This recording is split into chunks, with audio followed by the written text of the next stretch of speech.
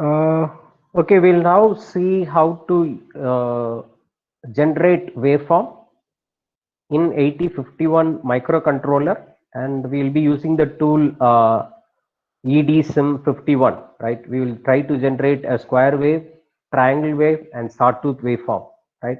As of now, I'm going to do for one particular waveform sawtooth, right? Maybe you can do it for the other two waveforms, right? If I do this, I think rest of the two will become very easy for you, right? Okay, so let's understand how the hardware is configured, right, in the software part, right? Here, port 1 is used for digital to analog conversion, right?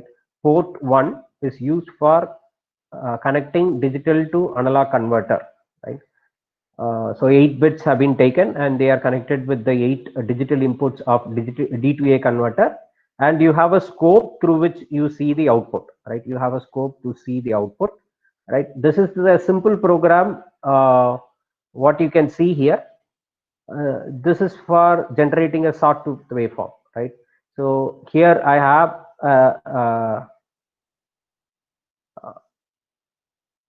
basically this code. What it is written is in 8085, but I'll show it with 8051 in the simulator, right? As of now, you understand the logic. We have accumulator. The accumulator content is initially made as 0, then that value is sent to the port, right? And then I'm incrementing the value of A, then again I'm repeating the loop, right? I'm repeating the loop. Once this A becomes 0, again I'm starting from the beginning. So that means from 0 it goes up to 255. After 255, when you increment the register by 1, the accumulator content will become 0, right? That is FF plus 1, right? Then the result will be 1 0 0. 1 will go into carry flag and 0 0 will be there in accumulator, right? So that's where we are checking. If the accumulator content becomes 0, then again we are coming out of the loop, and then again we are restarting the loop. So we get this type of waveform, right? So initially it will be low, it will keep on incrementing, and when it reaches 255, it becomes 0, again it will start from here. So this program is for simple sawtooth waveform generation, and this is the code, right? This is the code where initially we are clearing the right lines of D2A converter, clear P0.7. So this is one extra line that you need to remember apart from the logic. This line is going to configure your D2A converter, right? Because every time you send the data to digital to analog converter, you have to say write. Only then the data will be considered by D2A converter. Right now, if you see here, I am having the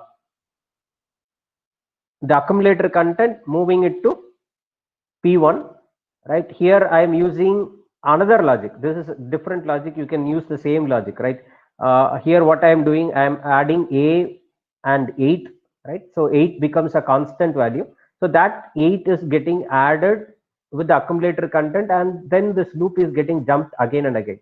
This is another logic. You can also try this logic, or you can also try this logic, right?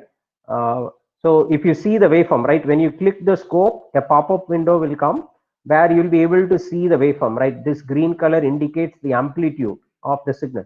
See here, the waveform goes higher and then it falls to 0, then it goes higher, then it falls to 0, right?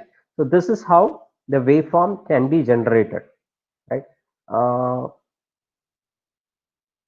So D2A converter, this is how is going to work, and we are going to use it for waveform generation. So do you have any questions?